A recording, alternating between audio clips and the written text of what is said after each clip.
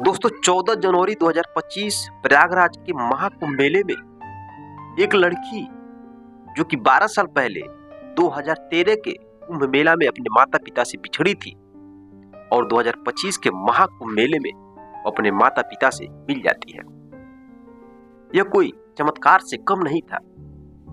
माता पिता अपने बेटी को पहचान जाते हैं, बेटी भी पहचान जाती है। तीनों मिलकर गले लिपट कर रोने लगते हैं। माता पिता और बेटी को बहुत ही खुशी होता है। लेकिन दोस्तों उस बेटी के साथ उन 12 सालों में क्या हुआ? जब वो 2013 के कुंभ मेला में खोई थी तो उस समय उस लड़की की उम्र 11 साल था। अब दोस्तों 12 सालों में उसके साथ क्या क्या हुआ? कैसे वो लड़की प्रयागराज के कुंभ मेला में से गायब हुई थी? किन लोगों ने किडनैप किया?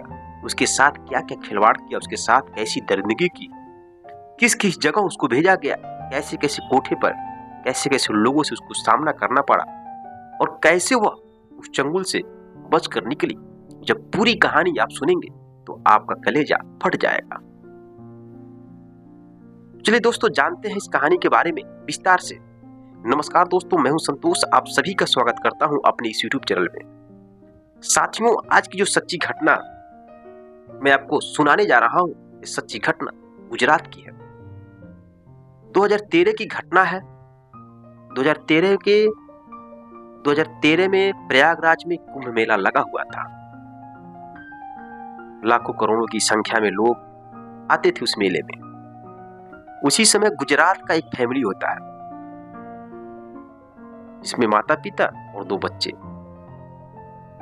माता का नाम शारदा और पिता का नाम गंगाराम और 2 बच्चे होते हैं उनके। एक बेटी जिसका उम्र 11 साल बबीता नाम होता है और एक बेटा जिसका उम्र 13 साल उसका विवेक नाम होता है। माता पिता अपने बच्चों के साथ प्लान करते हैं प्रयागराज के कुंभ मेला में आने के लिए। 2013 में अपने दोनों बच्चों के साथ आते हैं और आने के बाद रात हो जाती है। एक टेंट मिलता है उनको, टेंट में सोते हैं और जैसे ही सुबह होता है वैसे ही वो प्रयागराज के गंगा में स्नान करने के लिए जाते हैं। अब जब जाते हैं तो उस भीड़ में अचानक उनकी बेटी गायब हो जाती है। अभी वो लोग स्नान भी नहीं कर पाए थे।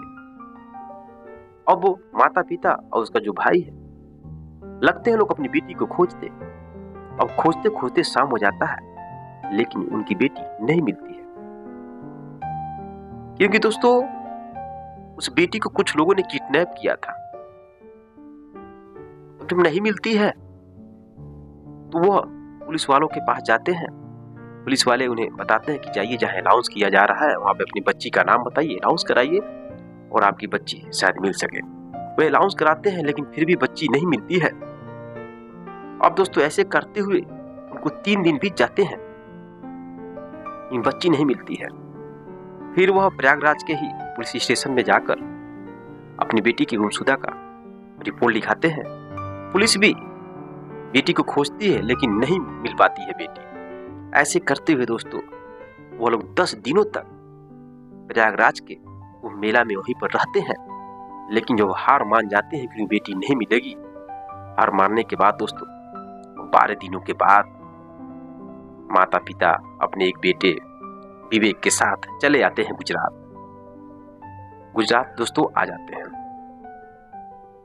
अब 12 साल के बाद 2025 में जो एक कुंभ मेला महाकुंभ मेला लगा हुआ है, तब अचानक से जो शारदा देवी है उनको अपनी बेटी की याद आती है और अपने पति से कहते हैं कि चलिए चला जाए महाकुंभ मेले में, मुझे अपनी बेटी की बहुत ही याद आ रही है।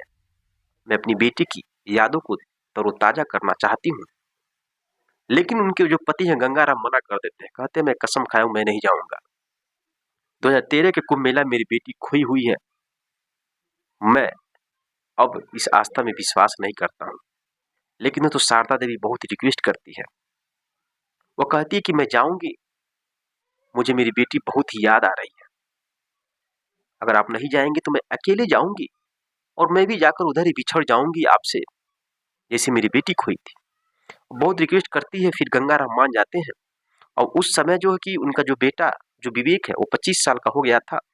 कंपनी में जॉब करता था दिल्ली में, और वो लोग अपने बेटे के पास फ़ोन करते हैं, उनका बेटा कुछ पैसा भेजता है, और शारदा देवी और गंगाराम महाकुंभ मेले में आने के लिए निकल जाते हैं गुजरात से, आते हैं और महाकुंभ मेले में इधर-उधर घूमते हैं। लेकिन वो उतने सादगी के साथ, उतने उत्साह के साथ नहीं घूमते हैं। वह हर पल अपनी बेटी को दोनों याद करते हैं और इधर-उधर अपनी बेटी को तलाशते हैं, घूमते हैं। घूमने के बाद अब वो लोग गंगा में स्नान करने जाते हैं। गंगा में जैसे स्नान करके बाहर निकलते हैं, दोस्तों एक बहुत बड़ा ही चमत्कार होता है। उनकी बेटी अचानक से सामने आ जाती है, जो कि 12 साल पहले वह बिछड़ चुकी थी।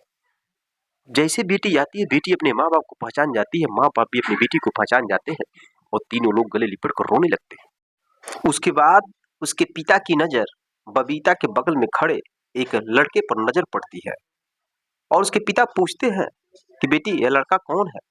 उसके बाद बबीता बताती है, पिताजी यही तो हमारे सब कुछ है, इन्हीं की वजह से आज मैं आपके सामने खड़ी हूँ। मेरे दोस्तों, वह लड़की अपने बीते हुए 12 साल के बारे में जब कहानी बताती है, तो दोस्तों उनके माता पिता का कलेजा फाड़ जाता है। कितना दुख वह सही थी, कैसे वह जिंदगी एक एक दिन करके काट रही थी। दोस्तों जब आप जानेंगे तो वाकई में आप रो उठेंगे। दोस्तों हुआ यूं था, जब 2013 का कुंभ का मेला था, तो उस समय बबीता की उम्र 11 साल थी। जब उसके मम्मी पापा आगे की जा रहे थे, वो पीछे थी, तभी कुछ लोग उस बच्ची के पीछे पड़े हुए थे और उसको सुंघाकर उसको किडनैप कर लेते हैं। किडनैप करने के बाद उस लड़की को लेके बिहार में चले जाते हैं। बिहार में उसके साथ दरिंदगी करते हैं, उसके शरीर का शोषण करते हैं। फिर वह बिहार से कोलकाता में चले जाते हैं लेकर, और 2013 से 2019 तक कोलकाता के कोठे में वो अपने शरीर का व्यापार करती है, उस चंगुल में फंस जाती है। वहां पे रहने के बाद फिर दिल्ली में उस लड़की को भेज दिया जाता है। दिल्ली के कोठे में फिर वो रहती है 4 सालों तक, लेकिन वो लड़की चाह कर भी अब इस जंजाल से निकल नहीं पा रही थी। अब दिल्ली में ही एक लड़का रहता था जो जॉब करता था, जिसका नाम संजय है। वो बिहार का रहने वाला होता है। वो दिल्ली के उस कोठे में बार बार जाता था अपनी हवस को पूरा करने के लिए, और वहीं पर इस लड़की से उसकी मुलाकात होती है। अब बार बार आने जाने से संजय उस लड़की को पसंद कर लेता है और उसी के साथ हमेशा कोठे पे जाकर उसके साथ अपनी हवस को पूरा करता था। धीरे धीरे उन दोनों की दोस्ती होती है और जो बबीता है वो संजय से अपनी पूरी कहानी बताने लगती है कि कैसे मैं अपने माता पिता से कुंभ मेला में बिछड़ गई हूँ और आज 12 साल हो गए हैं, लेकिन मैं अपने घर नहीं जा पाती हूँ, न ही इस चंगुल से मैं निकल पाती हूँ। वो बताती है और सहायता मांगती है कि तुम मुझे यहाँ से बाहर निकालो। दोस्तों संजय को भी बबीता से प्रेम हो गया था। अब वो निकालने की कोशिश करता है। बहुत प्रयास करने के बाद अब उसको मालूम चलता है कि बबीता को जब भी बाहर जाने का मन करता था, तो उस कोठे का जो मालकिन थी वो एक आदमी को बबीता के साथ भेजती थी और बाहर जाती थी और मार्केट करके फिर वो आदमी उसको लेकर चले आता था कोठे में, ताकि वो भाग न सके। अब संजय उस आदमी से बात करता है, कहता भाई मैं उस लड़की से प्रेम करता हूँ और तुम पैसा कुछ ले लो और उस लड़की को वहां से निकाल दो, मेरे साथ भागा तो मैं उसे लेकर भाग जाऊंगा। अब वो कहता मोटा रकम लगेगा, लगभग 5 लाख रुपए दोगे तो मैं इस लड़की को भगा सकता हूँ। संजय कहता है मेरे पास 2 लाख रुपए है और 2 लाख रुपए ले लो और मेरी सहायता करो। दोस्तों 2 लाख में सौदा तय होता है और व्यक्ति बबीता को बाहर लाता है किसी काम के बहाने, और वहीं पर वो संजय से मुलाकात कराता है और संजय बबीता को लेकर दिल्ली से फरार हो जाता है और वो अपने घर बिहार लेकर चला आता है। 2023 में उससे शादी कर लेता है एक मंदिर में और शादी करके अपने घर पर रहने लगता है। उसके बाद बबीता से उसका जो हस्बैंड जो संजय है वो कहता है कि चलो मैं तुम्हारे घर ले चलता हूँ, तुम्हारे मम्मी पापा से मुलाकात कराता हूँ।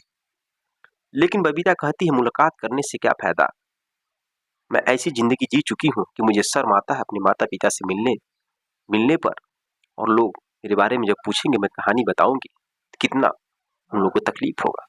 वो नहीं जाती है, अपने बॉयफ्रेंड संजय के साथ रहती थी। अब 2025 का जो समय साल आता है, जो इस समय महाकुंभ लगा हुआ है प्रयागराज में। अब दोस्तों इस संजोग की बात देखिए कि उधर 2025 के महाकुंभ में उधर उसके मम्मी के मन में एक ख्याल आता है, उसको अपनी बेटी की याद आती है महाकुंभ मेले में जाने के लिए। सोचती कि मैं महाकुंभ मेले में जाऊं, अपनी बेटी की यादों को तरोताजा करूं। उसकी बेटी को खोए 12 साल हो जाते हैं। इस वजह से उसकी माँ अपने हस्बैंड यानी कि जो शारदा देवी और गंगाराम से कहती है कि बेटी मुझे बहुत याद आ रही है, 2013 में मेरी बेटी खोई थी और मेरा मन कर रहा है उसकी यादों को और ताजा कर दें। मैं महाकुंभ मेला जाना चाहती हूँ। पहले तो उसका पति मना करता है, फिर उसकी इच्छा को देख करके पति और पत्नी दोनों निकलते हैं। उस समय जो उसका लड़का था 2013 में 13 साल का था, अब वो 25 साल का हो गया था। वो एक कंपनी में जॉब करता था। अपने बेटे के पास दोनों लोग फोन करते हैं, कुछ पैसा भेजता है बेटा, और शारदा और गंगाराम निकल पड़ते हैं महाकुंभ मेले में प्रयागराज में। और वहीं पर उसकी बेटी से मुलाकात होती है। एक चमत्कार ही मानिए दोस्तों। मुलाकात होने के बाद रोने लगते हैं, बात होता है। फिलहाल इस समय जो कि अभी प्रयागराज में ही है, 14 जनवरी 2025 को उनकी मुलाकात हुआ है। और जो शारदा देवी का जो हस्बैंड गंगाराम है, वो संजय से कहता है कि मैं अपनी बेटी को कुछ दिनों के लिए अपने घर पर ले जाना चाहता हूँ, फिर बेटा तुम साथ में भी चलना और उसको लेकर अपने घर पर चले जाना। अब दोस्तों यह बात होती है कि इस समय प्रयागराज में है और उनको बहुत ही खुशी हुआ कि पिछले कुंभ मेला में उनकी बेटी खोई हुई थी और 12 साल बाद उनकी बेटी उनसे मिल जाती है। मेरे दोस्तों यह कोई चमत्कार ही था, तभी उनकी बेटी मिली। तो दोस्तों इस घटना के माध्यम से मैं आपको समझाने की कोशिश कर रहा हूं ताकि आप सतर्क और सावधान रहें। महाकुंभ में जाने से पहले 100 बार सोचें और अपने परिवार के सदस्य, बच्चे, सभी लोगों को सावधानी से लेकर जाएं, सावधानी से आएं। कहीं कुंभ मेले में आपके साथ भी ना ऐसी घटना घट जाए, क्योंकि इस कुंभ मेले में तरह तरह के लोग अलग अलग अपना रूप बदलकर ढोंगी के रूप में आए हुए हैं और अपने मंसूबों को पूरा कर रहे हैं। इसलिए दोस्तों सावधान और सतर्क करने के लिए सच्ची घटना आपके सामने मैं लेकर प्रस्तुत हुआ हूँ। बाकी आपकी राय क्या है इस घटना के बारे में और महाकुंभ के मेले के बारे में, अपनी राय कमेंट बॉक्स में कमेंट जरूर करिएगा। चैनल को सब्सक्राइब करिए, वीडियो को लाइक करिए। मिलते हैं नेक्स्ट वीडियो में नेक्स्ट कहानी के साथ। तब तक के लिए जय हिंद, जय भारत।